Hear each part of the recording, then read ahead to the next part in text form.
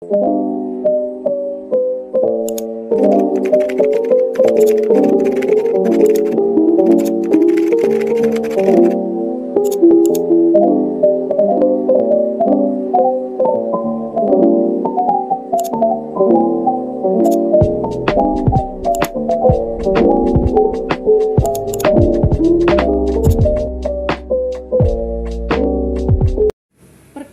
nama saya Elviani, NIM saya 20101043. Perkenalkan, nama saya Mary Marcelina dengan NIM 20101119.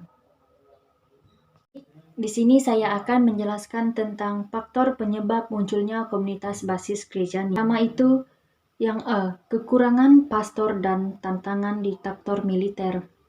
Gerakan KBG atau CEB itu bisa lahir dan berkembang pesat di Brazil. Bersamaan dengan meluasnya pengaruh teologi pembebasan. Alasannya adalah paroki dengan pastor yang terbatas jumlahnya tak memungkinkan untuk mampu melayani umat pada urusan liturgi, peribadatan, dan pelayanan sakramental lainnya. Hampir semua negara di Amerika Latin mendapat pengaruh yang besar dari Gereja Katolik Spanyol. Namun demikian lainnya, dengan Brasil, negeri Samba itu sangat dipengaruhi oleh Gereja Prancis dalam sejarah Gereja Katolik Prancis pada abad ke-20. Nah, perlu kita ketahui juga, banyak lahir unsur dan paham radikal. Selain sosialisme Kristen, pengaruhnya adalah orang Katolik Brasil sangat terbuka untuk menerima gagasan atau pengetahuan baru dari luar, termasuk yang radikal sekalipun. Diktator militer mulai berkuasa di negeri itu tahun 1964. Pada teolog dan pastor radikal lebih memilih untuk melakukan suatu gerakan secara diam-diam.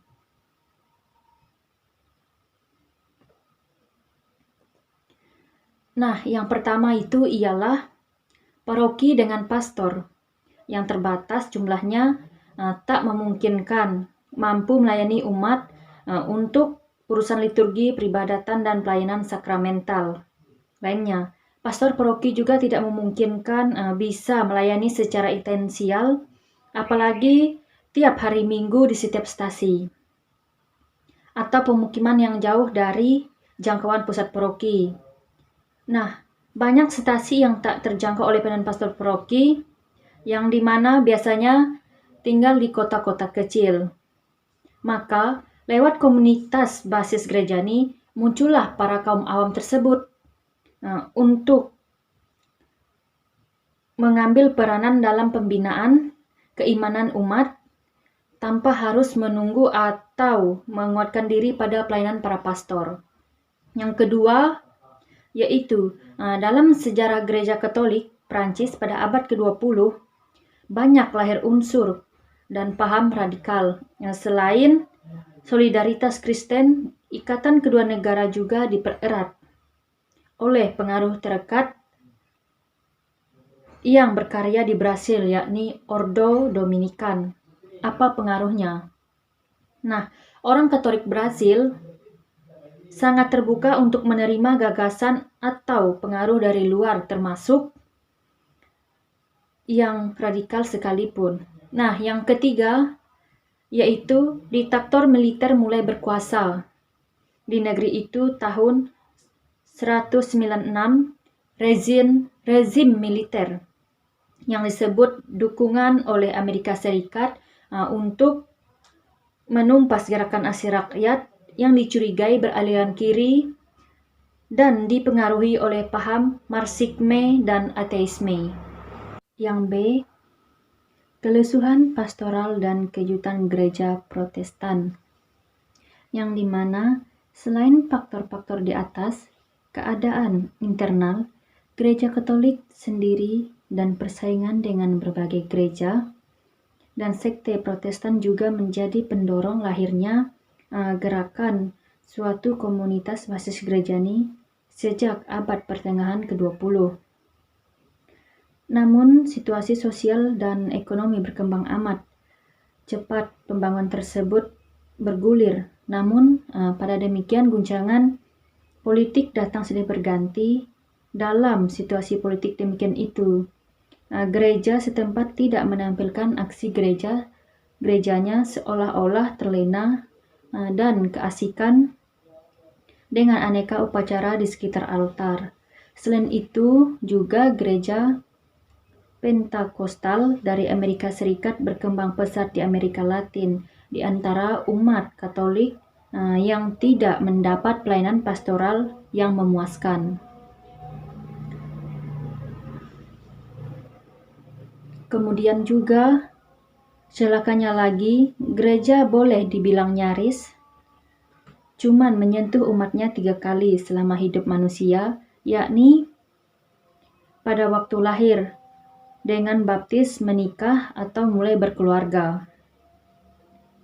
Sakramen perkawinan dan saat meninggal, upacara melepas jasad, gaya menggereja yang tidak dinamis dan proaktif semacam itu cepat atau lambat pasti akan usang alias ketinggalan zaman. Tak mampu menjawab keutuhan umatnya, maka mau tidak mau gereja harus mengubah gaya dalam mewartakan kabar gembira. Nah, di saat bersantai di sekitar altar itu, gereja Katolik yang sudah hampir 100% menguasai seluruh Amerika Serikat Latin itu tiba-tiba dikejutkan lagi oleh perkembangan gereja-gereja Kristen Pentakostal. Sebagai umat mulai terpikat oleh gerakan gereja tersebut. Kenapa? Mereka merasa cukup lama diterlantarkan oleh pastor atau otoritas gereja Katolik. Para pastor terlalu sibuk menerimakan sakramen dan mengadakan upacara tersebut. Kemudian yang C, pengembangan 2 kekuatan.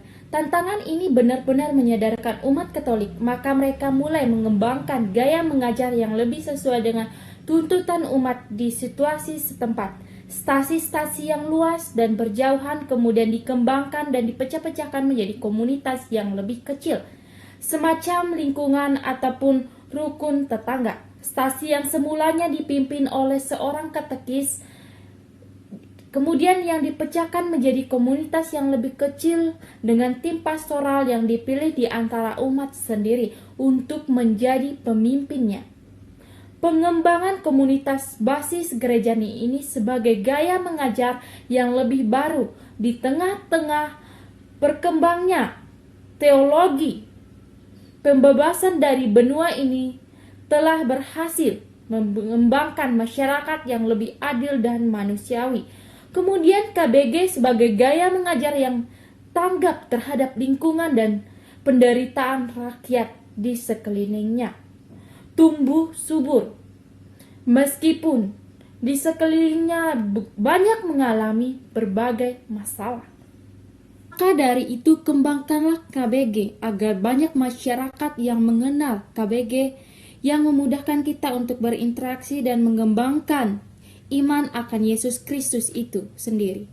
Dengan hadirnya KBG ini maka menyatukan umat Kristiani yang lebih kecil dalam suatu kelompok, mendeskripsikan kedekatan antara perseorangan yang lebih baik dan teratur. Perkumpulan KBG ini menjadi satu yang baik bagi tiap-tiap orang yang menjadi anggota untuk saling mengenal dan bertumbuh dalam dinamika kelompok dan lebih mengenal daripada sekedar berkumpul tanpa makna.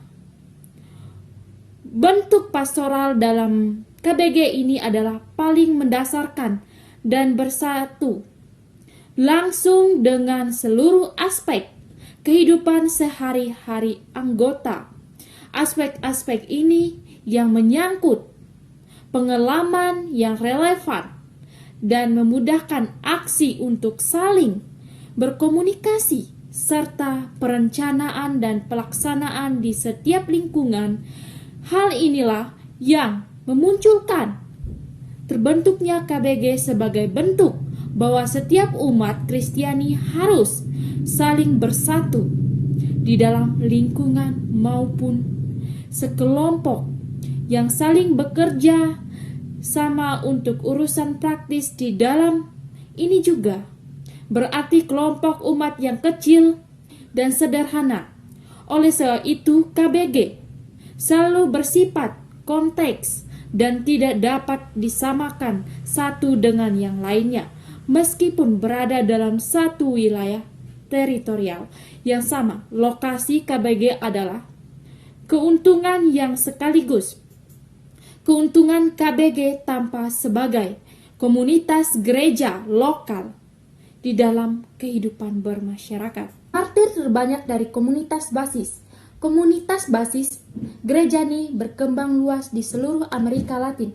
Mereka menghadapi keadaan yang sama. Kebetulan perkembangan komunitas basis gereja ini begitu cepat dan mulus karena berbarengan dengan era pembaruan total gereja Katolik yang dikembangkan lewat Komisi Vatikan II.